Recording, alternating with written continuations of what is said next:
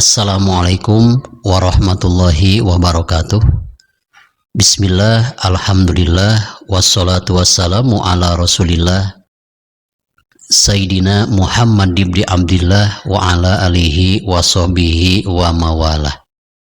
Selamat dipertemukan kembali di tausiah rutin yang tayang tiap hari dari Rahmatul Ummah Channel.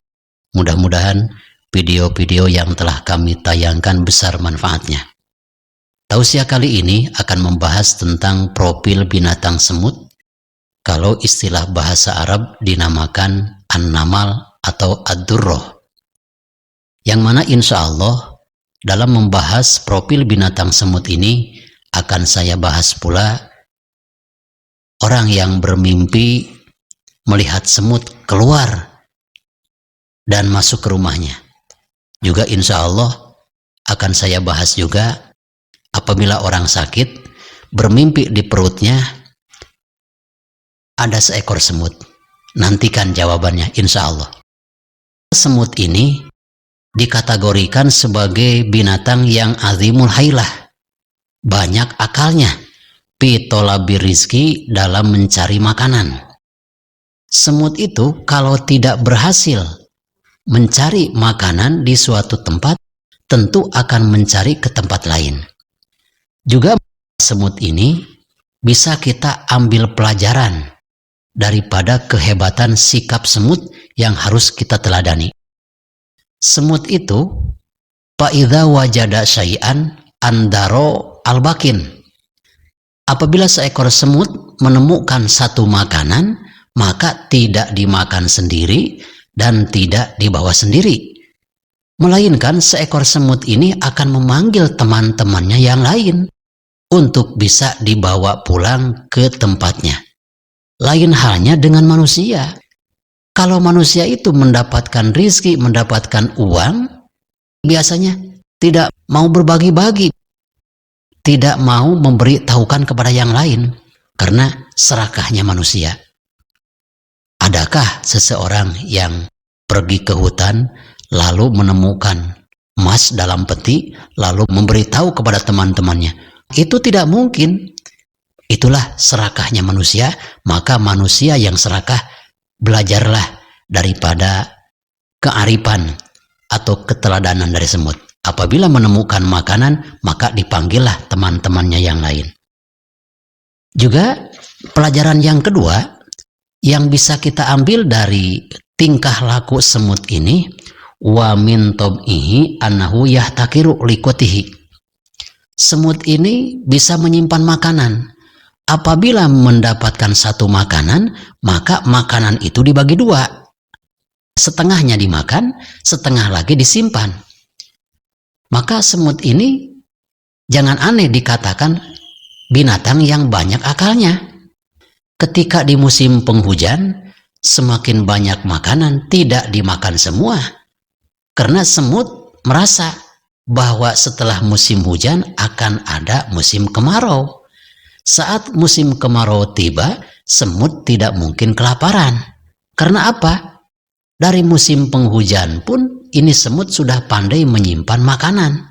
Maka apabila kita menggali lubang-lubang semut, jangan aneh di lubang semut itu banyak stok makanan. Karena apa? Karena mereka sudah menyediakan makanan-makanan perbekalan untuk menghadapi musim kemarau.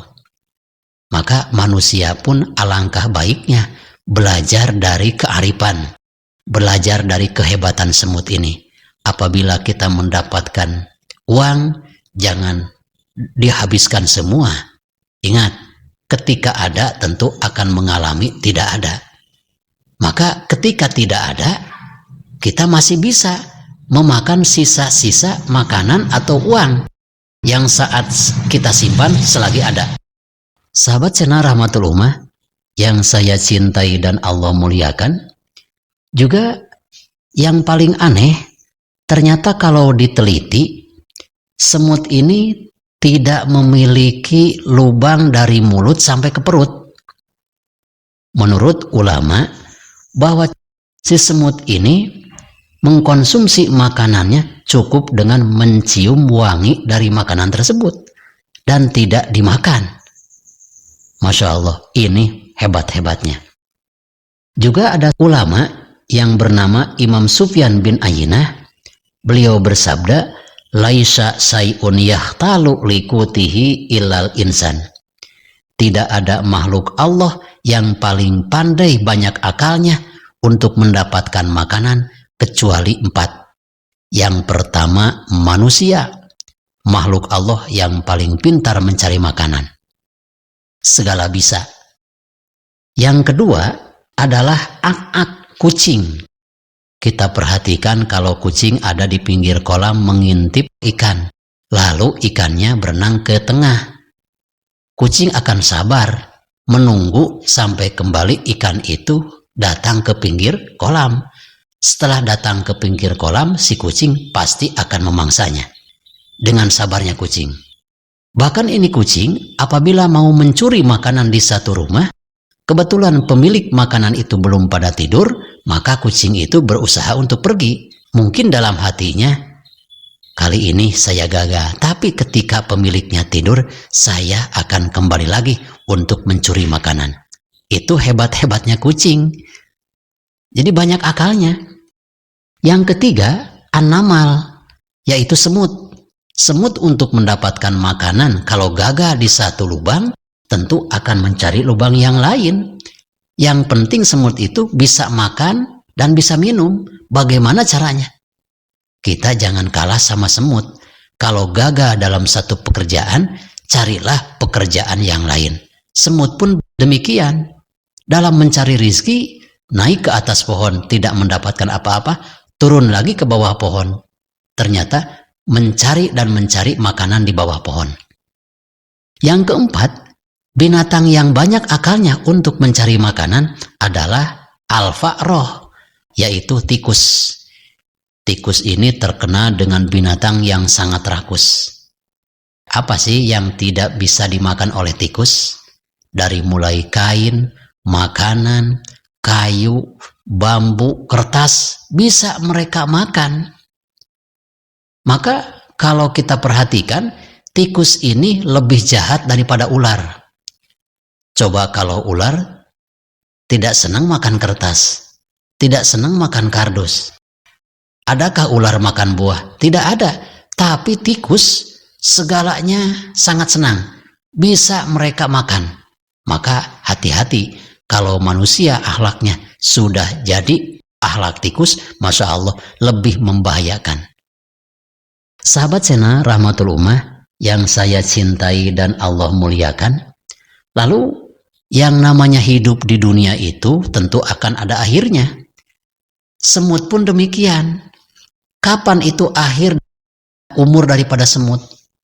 Ingatlah, ada salah satu sabda ulama yang bernama Syekh Muhammad bin Musa bin Isa Adamiri. Beliau bersabda, wa min asbabi lihilakin namli nabatu ajnihatin. Apabila semut telah tumbuh sayap di badannya, maka semut itu akan segera terbang. Apabila semut itu sudah bersayap dan bisa terbang, tentu akan semakin cepat kematiannya, karena akan menjadi buruan daripada burung-burung yang ada. Burung-burung itu sangat senang kalau ada semut yang sudah tumbuh sayap, tentu akan terbang dan mereka bisa memangsanya dan bisa memburunya. Sahabat Sena Rahmatul Ummah yang saya cintai dan Allah muliakan, ada salah satu ulama yang bernama Imam Adi bin Al-Hatim. Beliau itu sangat mengasihi makhluk-makhluk Allah, termasuk beliau sangat sayang dengan semut.